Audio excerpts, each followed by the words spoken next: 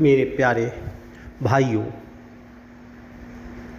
और शिक्षिका बहनों, मैं आपको आज पुस्तकालय विज्ञान के दूसरा सिद्धांत और तीसरा सिद्धांत, प्रत्येक पाठक को उसकी अभीष्ट पुस्तक मिले और प्रत्येक पुस्तक को उसका पाठक मिले, इस सिद्धांत पर हम आज अपना व्याख्यान प्रस्तुत करेंगे। और ये दोनों सिद्धांत एक दूसरे के पूरक भी हैं, क्योंकि प्रत्येक पाठक को उसकी अभीष्ट पुस्तक मिले या उसकी पुस्तक मिले, और दूसरा सिद्धांत है प्रत्येक पुस्तक को उसका पाठक मिले। कहने का तात्पर्य हमारा यह है कि डॉक्टर रंगनाथन द्वारा रचित द्वितीय सूत्र के अनुसार प्रत्येक पाठक को उसकी अपनी वांछित पुस्तक, जिसकी उसे आवश्यकता है, जो उसकी मांग है, वह किस प्रकार से हो सकता है, हम कौन से तरीके अपनाएं कि जिससे कि पाठक को उसकी पुस्तक मिल जाए। जब भी ये हमारा व्यक्तिगत आपको सलाह देते हैं कि जब भी प्रत्येक पाठक को उसकी अभीष्ट पुस्तक मिले, और या तीसरा सिद्धांत जो है आपका प्रत्येक पुस्तक को उसका पाठक मिले, इसके बिंदु दोनों के एक दूसरे के पूरक हैं। दोनों ही के बिना सिद्धांत दूसरा और तीसरा सिद्धांत अधूरा है, क्योंकि पुस्तकें समाज के कुछ विशिष्ट लोगों के लिए नहीं, पुस्तकालय का में प्रवेश कुछ समाज के विशेष लोगों के लिए नहीं है। यह समाज के प्रत्येक वर्ग, अमीर गरीब, छात्र छात्राएं, स्त्री पुरुष, युवा युवक, युवा और युवतियों, सभी लोगों के लिए पुस्तकें का उपयोग होना है, और हम सभी प्रकार के पाठकों को उनकी पुस्तक और उनकी वांछित पुस्तक देनी है। इस बात के लिए हम आपको प्रकाश डाल रहे हैं, क्योंकि आज के समय में यह निश्चिंत है, पाठकों की सेवा में पाठकों की को पुस्तक उपयोग के लिए देने का प्रावधान है, जो कि पहले सिद्धांत में बताया गया है। इसका सबसे प्रमुख कारण है कि मुद्रण कला का आविष्कार। यह बच्चों और मेरे साथियों आपको पहले भी बताया जा चुका है कि पहले सिद्धांत के अनुसार हम ये बता चुके हैं कि जो है कि मुद्रण कला के आविष्कार के बाद पाठकों को उनकी अभीष्ट पुस्तक देने या प्रत्येक पाठक को पुस्तक मिलने और प्रत्येक पुस्तक को उसका पाठक के देने पर जोर दिया जाने लगा, क्योंकि पुस्तकों का उपयोग हर वर्ग के लोग, समाज के हर तबके के लोग, दुकानदार पर कर्मचारी, सभी लोगों के लिए है। इसीलिए द्वितीय सूत्र के अनुसार शहर के साथ साथ गांव में भी संपन्न पुस्तकालयों की स्थापना हो। स्वतंत्रता प्राप्ति के उपरांत भी अपने देश में इस दिशा में सरकार ने अब तक बहुत अधिक उदारता का परिचय नहीं दे सकी। उसका कारण है कि हमारे देश में पुस्तकालय एक विकासशील संस्था है, अर्थात पुस्तकालयों का विकास पूरी तरह से नहीं हुआ है। इसके लिए आवश्यक है कि देश के प्रत्येक राज्य में पुस्तकालय अधिनियम लागू हो और उनके अनुसार सार्वजनिक पुस्तकालयों का जाल बिछा दिया जाए। अपने देश में चल पुस्तकालय की योजना लागू की जाए और सुदूर आवागमन से वंचित लोगों, जो आवागमन से दूर हैं, उन लोगों तक अगर पुस्तकें पहुंचाई जाएंगी तो हम समझते हैं कि पुस्तकालय विज्ञान का दूसरा सिद्धांत का परिपालन हो जाएगा। दूसरे पुस्तकालय विज्ञान के दूसरे सिद्धांत का परिपालन करने के लिए केवल हम सरकार का ही उत्तरदायित्व तो नहीं मान सकते, हम पुस्तकालय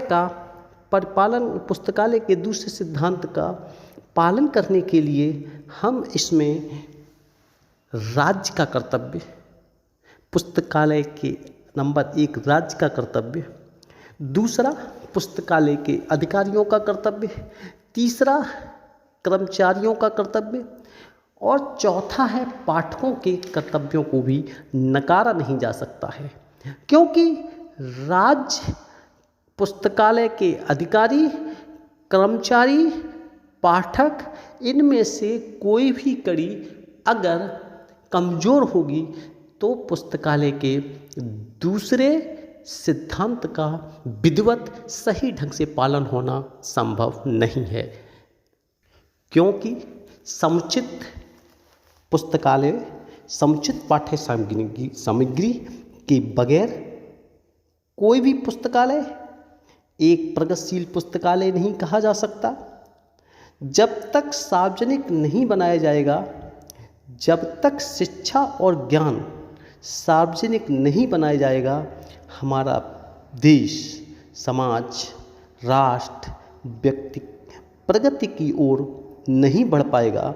इसीलिए यह ज़रूरी है कि हमें अपने व्यक्तिगत स्वार्थों को त्याग करके शिक्षा और ज्ञान के द्वार सबके लिए खुले होने चाहिए।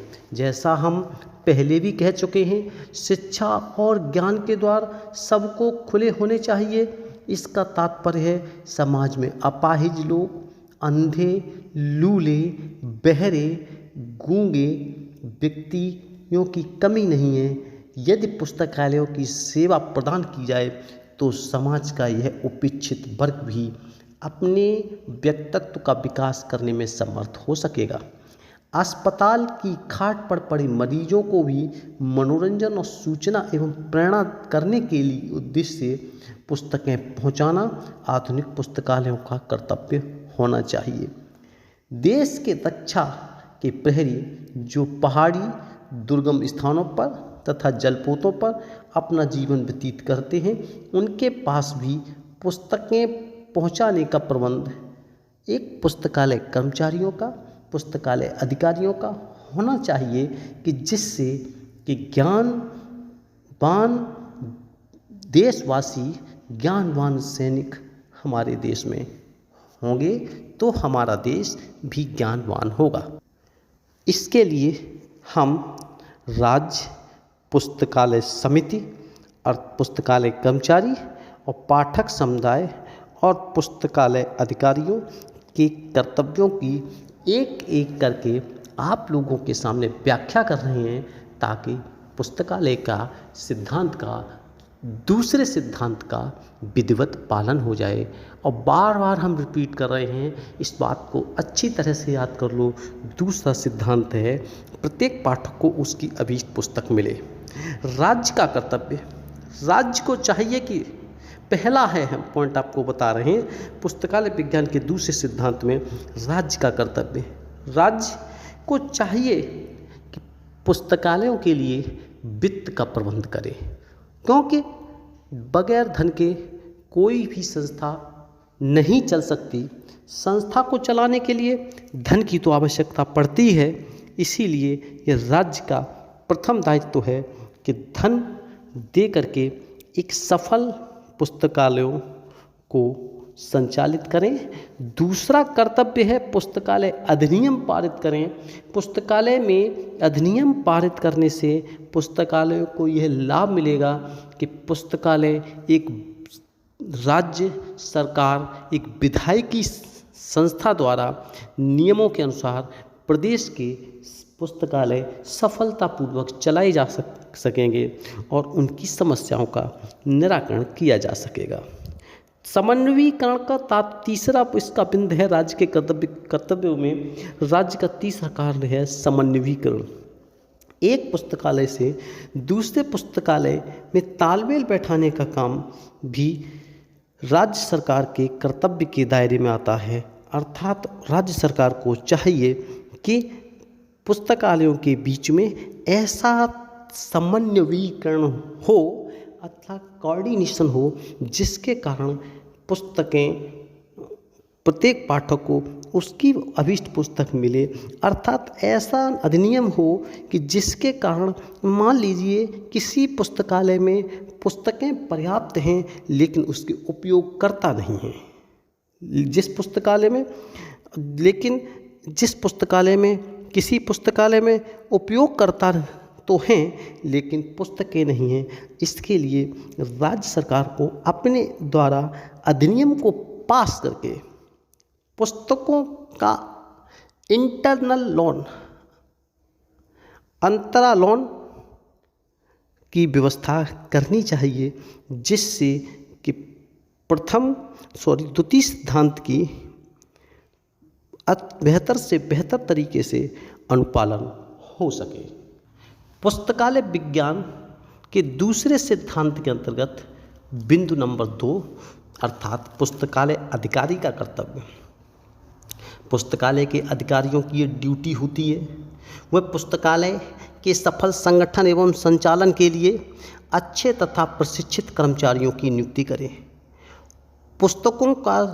ऐसे पुस्तकों का चयन करें और प्राप्त धन का सही उपयोग करें, पुस्तकालय नियम आदि को क्रियान्वित करें। यह पुस्तकालय अधिकारियों के कर्तव्य हैं। पुस्तकालय अधिकारियों का कर्तव्य है कि वे अपने व्यवहार से आने वाले पाठकों को अपने व्यवहार से संतुष्ट करें। अगर किसी पुस्तकालय के अधिकारी रूखे असभ्य होंगे तो वह पुस्तकालय जिसका वे अधिकारी के रूप में कार्य देख रहे हैं, वह पुस्तकालय अपनी प्रगति की चरम सीमा पर नहीं पहुंच पाएगा। इसको पहुंचाने के लिए ये बहुत आवश्यक है कि पुस्तकालय अधिकारी और पुस्तकालय समिति को सही ढंग से आने वाले पाठकों की सेवा के लिए बेहतरीन से बेहतरीन उपाय करने चाहिए। तीसरा पॉइंट है कर्मचारियों का कर्तव्य। पुस्तकालय के कर्मचारियों को कर्तव्यपरायण, पूर्व लगन, निष्ठा से अपने कार्य को करना चाहिए। जिस प्रकार से ऊपर आपको बताया जा चुका है कि व्यवहार, अधिकारियों का व्यवहार अच्छा नहीं है, पुस्तकालय अपने चरम लक्ष्य को प्राप्त नहीं कर पाएगा, विकास के पथ पर अग्रसर नहीं हो पाएगा।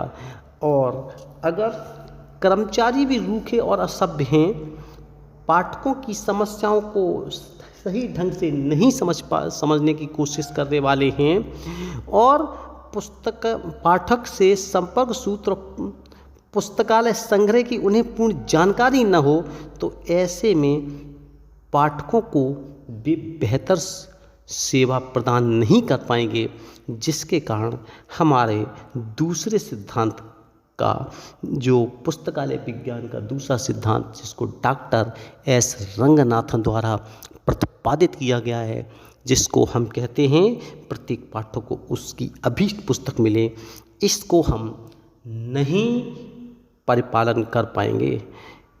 उन्होंने कर्मचारियों को सहायक ग्रंथों, वाङ्मय सूची, संदर्भ ग्रंथों, पुस्तकालय सूचियों आदि के विषय में जानकारी होनी चाहिए। पाठकों की समस्याओं से उन्हें परिचित होनी चाहिए। उन्हें मालूम होना चाहिए कि पाठक आखिरकार क्या चाहते हैं। अर्थात उन्हें कम लागत में अच्छी पुस्तकों का संग्रह करना चाहिए। किसी भी पुस्तकालय के कर्मचारियों का यह कर्तव्य पुस्तकालय को अपनी प्रगति की ओर ले जा सकता है, क्योंकि डॉक्टर एस रंगनाथन ने बिना पांचों सिद्धांतों के पालन किए हुए एक अच्छे पुस्तकालय की स्थापना अच्छे पुस्तकालय की कल्पना नहीं की जा सकती।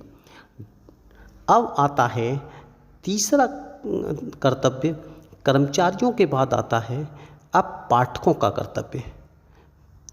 पाठकों का कर्तव्य, प्रत्येक पाठक जो पुस्तकालय के अंदर आते हैं उनकी यह ड्यूटी बनती है, उनका यह कर्तव्य बनता है कि राज्य के अधिकारी, पुस्तकालय समिति और कर्मचारियों के साथ सभ्यतापूर्ण व्यवहार करें, क्योंकि उनके द्वारा जो भी नियम लागू किए जाते हैं, जो पुस्तकालय की नियमावली लागू की जाती है, उस नियमावली उन्हीं के हित में ध्यान में रख करके बनाई जाती है। तो यहाँ पर पाठकों के कुछ उत्तरदायित्व को हम बिंदुवार बता रहे हैं, उस पर आप ध्यान दें।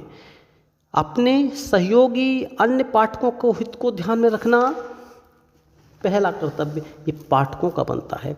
पुस्तकालय नियमों का सहर्ष पालन करना, क्योंकि पुस्तकालय के नियम पाठकों की सुविधा के लिए बनाए गए हैं, उनका सहर्ष पालन करना चाहिए। नियमानुसार ही पुस्तकें प्राप्त करें, निर्धारित अवधि तक ही पुस्तकें अपने पास रखना, ये हमारा पॉइंट नंबर है 4। पॉइंट नंबर 4 है निर्धारित अवधि तक ही पुस्तकें अपने पास रखना। इसका तात्पर्य है अधिकतर पुस्तकालयों में 15 दिन के लिए पुस्तकें आवंटित की जाती हैं। 15 दिन के उपरांत यदा कदा पुस्तकालयों में दंड का भी प्रावधान है। कुछ दंड लेकर करके जो उन्हें लेट पेमेंट के नाम पर पुस्तकालय में जमा करके भी पुस्तकें वापस कर सकते हैं। लेकिन ऐसा करने से जो पाठक नए पाठक हैं उनको उनकी अभीष्ट पुस्तक मिलने में कठिनाई होगी, अर्थात पुस्तकालय द्वितीय सिद्धांत के पालन में कठिनाई होगी। इसके लिए हमें ज़रूरी है कि निर्धारित अवधि के अंदर ही अपनी पुस्तक जमा करें, अनावश्यक रूप से अपने पास ना रखें। पाठकों का यह भी कर्तव्य है कि वे पुस्तकालय के कर्मचारियों से विनम्र एवं शिष्ट व्यवहार करें। पुस्तकों व अध्ययन सामग्री का भली भांति उपयोग करना उनका अपना कर्तव्य बनता है। अनावश्यक रूप से पुस्तकों के पेज को फाड़ना, अनावश्यक निशान लगाना पुस्तकों की सौंदर्यता को खराब करने का काम करता है।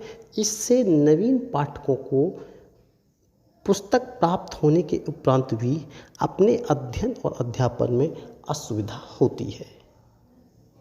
समय, विलंब दंड, संदर्भ ग्रंथ, निर्देश ग्रंथ आदि से संबंधित नियमों का पालन, पुस्तकालय में शांति एवं स्वच्छता बनाए रखना आदि आवश्यक है।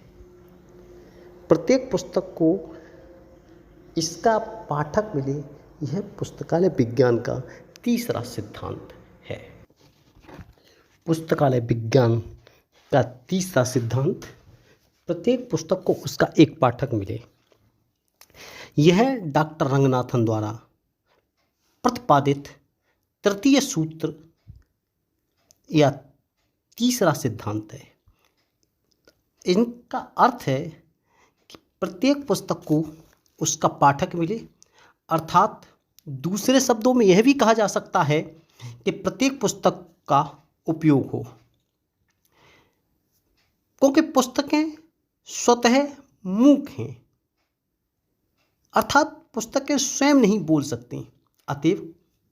अर्थात पुस्तक एवं पाठकों के बीच संपर्क स्थापित कराने में पुस्तकालय कर्मचारियों का, पुस्तकालय के अधिकारियों का बहुत बड़ा दायित्व होता है।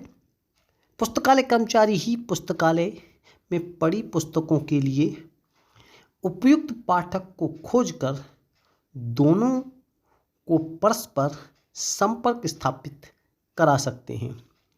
ऐसा करने के लिए अपार धैर्य, कार्यकुशलता और विद्वता की आवश्यकता होती है। कहने का पुस्तक क्रय पर खर्च की गई राशि का समुचित उपयोग तभी समझा जाएगा जब पुस्तकालय में मौजूद सभी पुस्तकों का उपयोग हो, अर्थात पुस्तकों का अधिक से अधिक उपयोग कराने के लिए निम्न उपाय आवश्यक, बहुत से उपाय किए जाते हैं। आपको हम प्रत्येक पुस्तक को इसका पाठक मिले, कहने का मतलब एवरी बुक इट्स रीडर, इस सिद्धांत के अंतर्गत निम्न बिंदुओं में आवश्यक उपाय सुझाए गए हैं। निम्न बिंदुओं में पहला बिंदु है मुक्त द्वार प्रणाली, दूसरा है निधानी व्यवस्था अर्थात सेल्फ अरेंजमेंट, तीसरा है पुस्तकालय सूची, चौथा है नवागत पुस्तकालयों का प्रदर्शन, अगला है पुस्तक चयन, फिर आता है संदर्भ सेवा, सातवां नंबर है प्रचार एवं प्रसार सेवाएं, फिर आता है लोकप्रिय विभाग और नवा है पुस्तक प्रदर्शनी, बुक एग्जीबिशन। पहला बिंदु जिसमें प्रत्येक पुस्तक को उसके पाठक मिले, इसके लिए पर प्रकाश डाला जा रहा है, अर्थात आपको इस बिंदु पर डिटेल से समझाया जा रहा है।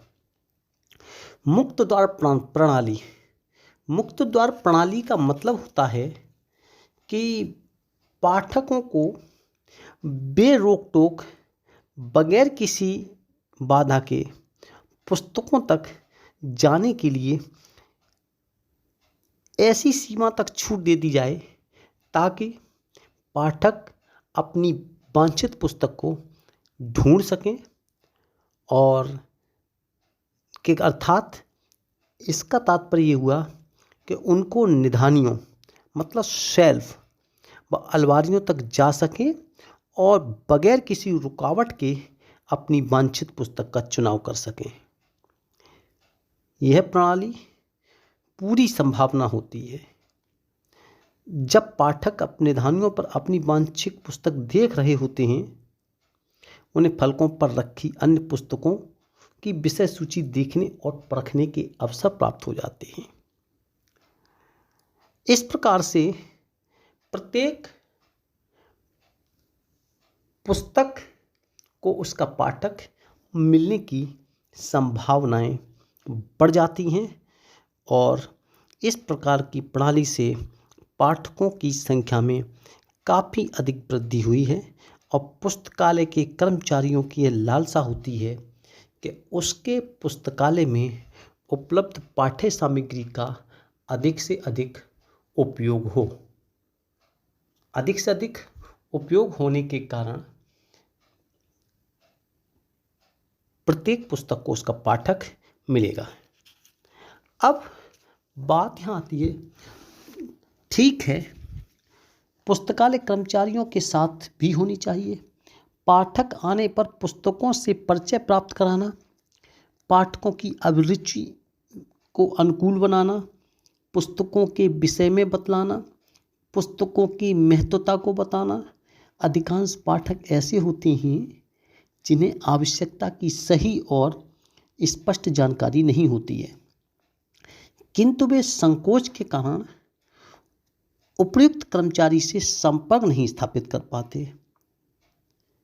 इस समय भी मुक्त प्रवेश प्रणाली में यह कमी दूर हो जाती है कि जब अनेक पुस्तकों को उलटने पलटने के पश्चात पाठक को उपयोगी सामग्री मिल जाती है और बाहरी सभी पुस्तकालयों में मुक्त द्वार की प्रणाली अपनाई गई है। बाहरी का तात्पर्य है कि विदेशों में सभी पुस्तकालय लगभग मुक्त द्वार प्रणाली को अपना रहे हैं। भारतीय पुस्तकालयों में यह प्रणाली अब चालू हो रही है। इसमें कोई संदेह नहीं कि मुक्त द्वार प्रणाली के कारण पुस्तकालयों में अधिक संख्या में पुस्तकों के गायब होने की संभावना बनी रहती है। फिर भी प्रवेश एवं संग्रह प्रकोष्ठ की निगरानी की व्यवस्था के द्वारा इस प्रणाली को सफल बनाया जा सकता है और लाभ के अनुपात में हानि बहुत कम है। अर्थात मुक्त द्वार प्रणाली के द्वारा हम प्रत्येक पुस्तक को उसका पाठक दे सकते हैं। पहला बिंदु की व्याख्या। दूसरी बिंदु है निधानी व्यवस्था। निधानी व्यवस्था, निधानी का मतलब होता है जो फलकों पर पुस्तकों का व्यवस्थापन आदि उचित रूप से हो। पुस्तकों के व्यवस्था करने में विषय के अनुसार प्रमाणिक करते हुए मान्य वर्गीकरण पद्धति के आधार पर निधानियों अर्थात फलकों में, जिसको इंग्लिश में SHELF सेल्फ अरेंजमेंट के नाम से भी जानते हैं, के आधार पर पुस्तकों का वर्गीकरण यदि होगा तो हमारी फलक व्यवस्था प्रत्येक पुस्तक को अब उसका अभीष्ट पाठक दिलाने में महत्वपूर्ण भूमिका निभा सकती है। कहने का तात्पर्य, बहुत से सामायिक रोचक पुस्तकों के आवरण वाचनालय में मुख्य द्वार के पास प्रदर्शित करने का प्रबंध रखना चाहिए ताकि पाठकों को यह भी जानकारी हो सके कि पुस्तकालय में किस प्रकार के पत्र पत्रिकाएं, सामायिक, समाचार, मासिक, त्रैमासिक और छमाही अथवा वार्षिक पत्र पत्रिकाएं भी आते हैं। छात्र पढ़कर उनसे लाभान्वित हो सकें। यह अनुभव किया गया है कि विषय और उससे संबंधित विषय की पुस्तकों को एक साथ सुविधाजनक रूप से वर्गीकृत क्रम में व्यवस्थित करने से पाठकों का ध्यान उक्त विषय पर उपलब्ध समस्त पुस्तकों की ओर अधिक सरलता से आकर्षित हो जाता है। फलकों के ऊपर आवश्यकता अनुसार विषय निर्देशिकाओं का उपयोग समसामयिकी रोचक नवागत पुस्तकों तथा उनके आवरणों का पुस्तकालय के मुख्य द्वार पर प्रदर्शन, संग्रह कक्ष में आकस्मिक परिवर्तन भी प्रत्येक पुस्तक को उसका पाठक दिलवाने में सहयोग निभाता है। तीसरा पॉइंट है नवागत पुस्तकों का प्रदर्शन। आज नई पुस्तकों का मुद्रण हो रहा है, अर्थात नई पुस्तकें छापी जा रही हैं और इन उपयोगी पुस्तकों का लाभ उठाने के लिए नवागत पुस्तकों की तकनीकी संसाधन के पश्चात उनको निधानियों पर प्रदर्शित किया जाए।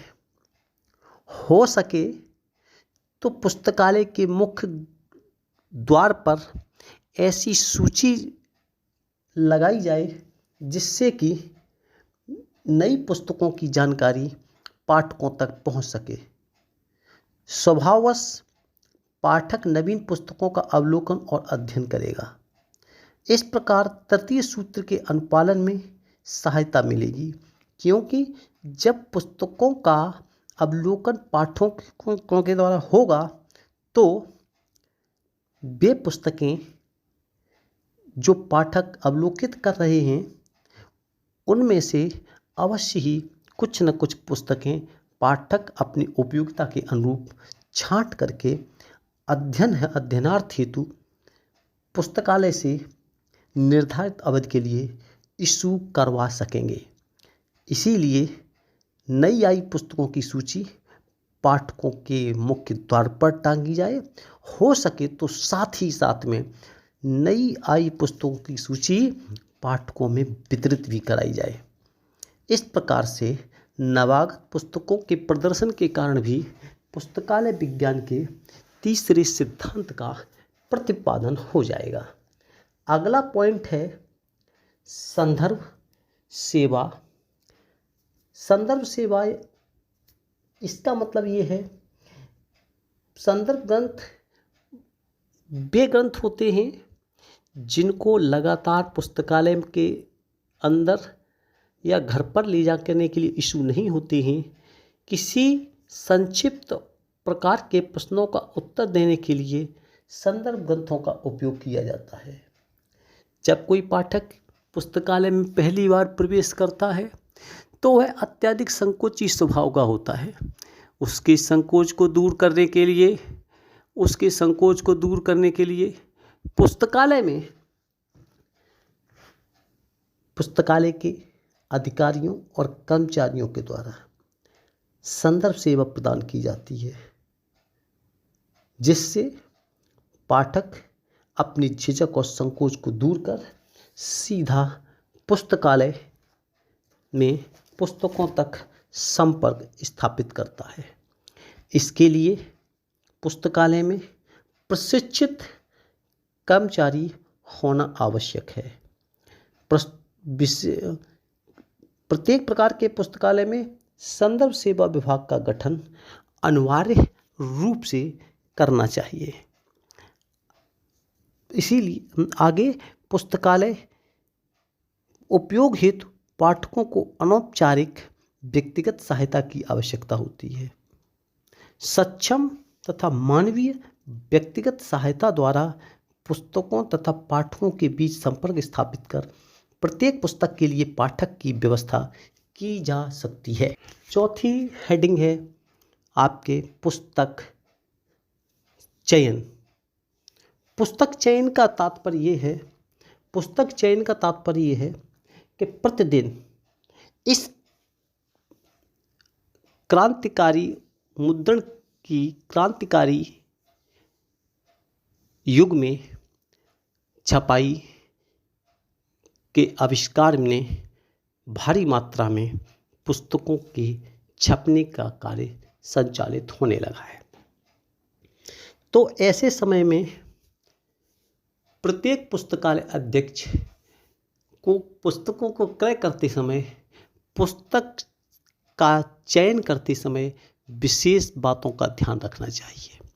यह ध्यान रखना चाहिए कि हमारे पुस्तकालय में जिसके हम पुस्तकालय समिति के सदस्य अथवा समिति के अधिकारी हैं या हम पुस्तकालय अध्यक्ष हैं, तो ये देखना चाहिए कि किन किन प्रकार के पुस्तकों की आसपास के क्षेत्र को अधिक आवश्यकता पड़ती है, लोगों की किस प्रकार की पुस्तकों को पढ़ने में रुझान है, किस प्रकार की पुस्तकें उपलब्ध की जाएं जो वहाँ के क्षेत्र के लोगों को अपने कार्य के लिए, अपने सामाजिक जीवन के स्तर को ऊपर उठाने के लिए सहयोग या उपयोग में ला सकते हैं।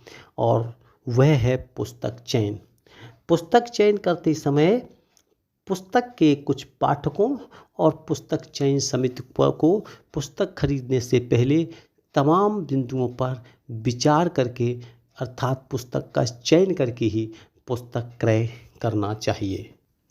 पुस्तकालय सूची, जिसको कहते हैं हम लाइब्रेरी कार्ड। पुस्तकालय सूचीकरण का आधार सुदृढ़ और वैज्ञानिक होना चाहिए।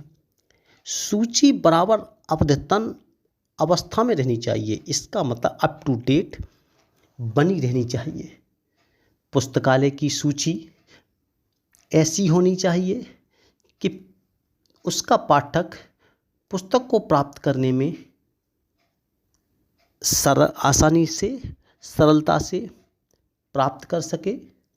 सूची वैज्ञानिक और अप टू डेट अर्थात अद्यतन होने के साथ साथ इसमें ग्रंथमाला प्रविष्टि, विश्लेषणात्मक प्रविष्टियाँ, अंतर प्रविष्टियाँ जिसको क्रॉस रेफरेंस एंट्री आदि का निर्माण भी होना चाहिए, ताकि किसी पाठक को लेखक के अनुसार लेखक के अनुसार, सहकारक के अनुसार, संपादक के अनुसार आदि का नाम ज्ञात होने पर भी या आख्या अर्थात पुस्तक का नाम ज्ञात होने पर भी अपनी वांछित पुस्तकों को आसानी से खोज सके। इस प्रकार से हमारे पुस्तकालय में पुस्तकालय की सूची का निर्माण करना चाहिए, जिससे कि प्रत्येक पुस्तक को उसका पाठक मिल सके। अब नेक्स्ट हेडिंग है, पुस्तकालय सूची के बाद आता है प्रसार एवं प्रचार सेवाएं, publicity and extension services. Publicity का मीन्स होता है प्रचार और एक्सटेंशन माने प्रसार की सेवाएं। पुस्तकालय में जो भी सामग्री उपलब्ध है उनका पाठकों के बीच में, आसपास के समाज के बीच में प्रचार और प्रसार होना चाहिए। इस कार्य हेतु पुस्तकालय की विवरणिका पोस्टरों के द्वारा, पुस्तकालय बुलेटिन पर, वार्षिक प्रतिवेदन के द्वारा, शब्द साधन आदि का उपयोग करके प्रचार प्रसार करना चाहिए। समय समय पर विभाग को पुस्तकालय की पुस्तकों की प्रदर्शनी भी लगानी चाहिए, ताकि पुस्तकालय में रखी हुई सामग्री प्रचार प्रसार के उपरांत पाठकों के उपयोग में आ सकें। अर्थात आई हुई मौजूद पुस्तकों की जानकारी लगातार पाठकों को मिलती रहे। इससे प्रत्येक पुस्तक को उसका पाठक मिल जाएगा। अगला पॉइंट है, प्रचार प्रसार में का तात्पर्य ये है कि समाज में ऐसे व्यक्ति कारणवश पुस्तकालय पहुंचने में असमर्थ जब होते हैं तो पुस्तकालय सामग्री को उनके घर पहुंचाने की भी व्यवस्था होनी चाहिए, जिससे प्रत्येक पाठक के घर जब पहुंचाने की व्यवस्था होगी तो भी हमारे पुस्तकालय में पाठकों को अपनी प्रत्येक पुस्तक अर्थात प्रत्येक पुस्तक को उसका पाठक मिलेगा। अब इसका अगला पॉइंट है कुछ लोकप्रिय विभाग। पुस्तकालय के अंदर पुस्तकालय के प्रति अधिक पाठक आकर्षित हों, इसके लिए पुस्तकालय में पत्र पत्रिका, श्रव्य दृश्य सामग्री, समाज शिक्षा आदि जैसे अनेक लोकप्रिय विभाग बनाने चाहिए, जिससे ऐसी अनेक पुस्तकें जो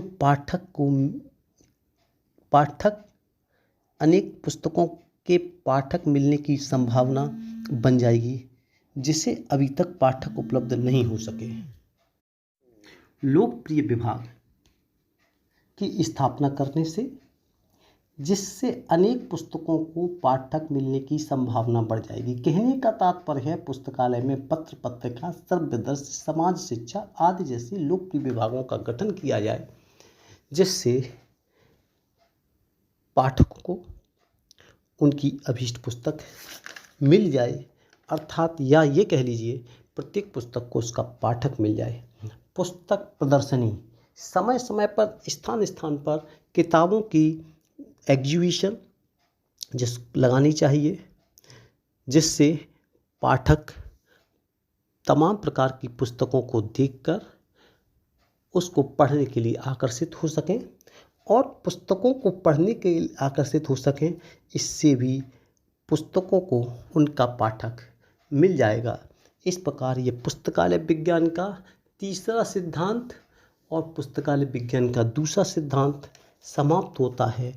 और आप लोग जब भी पेपर में पुस्तकालय के पहले सिद्धांत को लिख रहे हैं और दूसरे सिद्धांत को लिख रहे हैं, तो बस अंतर केवल इतना है कि सिद्धांत की हेडिंगें जो हैं वो समान हैं, उनका उपयोग कर सकते हैं, बशर्ते आपको इतना अवश्य ध्यान रखना है जब प्रत्येक पाठक को उसकी अभीष्ट पुस्तक मिले।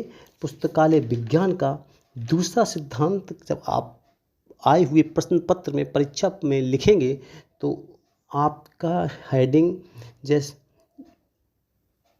पाठकों को केंद्रित करके होना चाहिए। ये ध्यान रखना चाहिए कि पाठक को पुस्तक कैसे मिल सकती है, इस बात को ध्यान रखते होना चाहिए। और जब हम वही प्रश्न प्रत्येक पुस्तक को पाठक मिले तो यह पुस्तक केंद्रित, प्रत्येक पुस्तक केंद्रित होना चाहिए। अर्थात यह सिद्धांत पुस्तकों को ध्यान में रख करके होना चाहिए। आपका आंसर इस प्रकार से पूरा हो जाएगा। जय हिंद, जय भारत।